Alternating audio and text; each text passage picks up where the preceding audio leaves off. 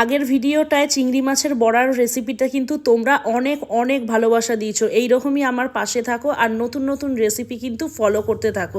আশা করি তোমাদের কিন্তু আমার রেসিপিগুলো ভালো লাগবে। তো এইখানে দেখছো তো কী কী সবজি নিয়ে নিয়েছি। ধনেপাতা, আদা, রসুন, পেঁয়াজ, লঙ্কা, ফুলকপি আর বাঁধাকপি কুচি।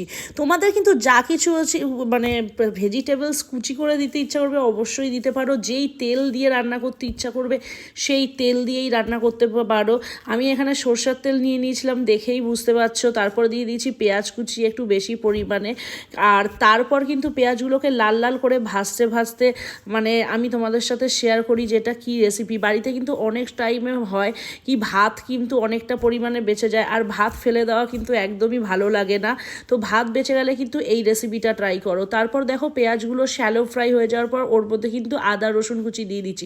অবশ্যই আদা রসুন কুচি দেবে, আদা কুচি একটু বেশি পরিমাণে দেবে, কেন কি মুখে যখন আদাটা পড়বে দারুণ লাগবে। আর তারপর কিন্তু দিয়ে দিচ্ছি ফুলকপি, কেন কি ফুলকপি কিন্তু একটুখানি ভাজা হয়ে নরম হতে হতে সময় লাগে, ওই জন্য ফুলকপিটা সবার আগে মানে পেঁয়াজটা একটু নরম হয়ে যাওয়ার পরেই দিয়ে দিয়েছি। তারপরে কিন্তু লঙ্কাগুলো কেটে কেটে একবারে ছুরি নিয়ে ফ্রাই প্যানের মধ্যেই দিয়ে দিচ্ছি। আমাকে সবসময় বেশিরভাগ টাইম তাড়াহুড়ো করে কাজ করতে হয়, সেই জন্য এক হাতে ছুরি এক হাতে সবজি এইভাবেই আমি এখন সংসারটাকে মেকআপ করে চলছি, কেন কি আমাকে সব কিছু একা একা করতে হয়। তারপর কিন্তু একটু নুন দিয়ে দিয়েছি আর তারপর দিয়ে দিয়েছি কেটে রাখা বাঁধাকপি কুচিগুলো। আর অবশ্যই এই সবজিগুলো যে এত সুন্দর করে কাটা দেখছো এইগুলোতে কিন্তু হেল্প করে আমার ওয়ান অ্যান্ড অনলি বর, যে কিন্তু সবসময় আমায় সবজি কাটায় মানে সাহায্য করে।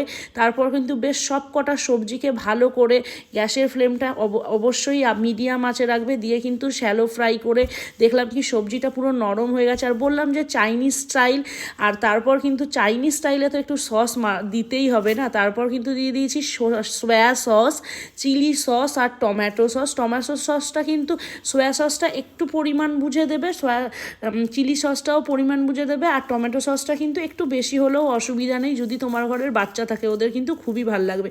তারপর আবার প্রত্যেকটা সস দিয়ে ভেজিটেবলগুলোকে ভালো করে সতে করার পর দিয়ে দিয়েছি কিন্তু ভাতটা কিন্তু তারপর দিয়ে দেওয়ার পরে কিন্তু একদম সসের সাথে ভেজিটেবলসের সঙ্গে মিক্স করে দিয়েছি, ঢাকা চাপা দিয়ে দিয়েছিলাম।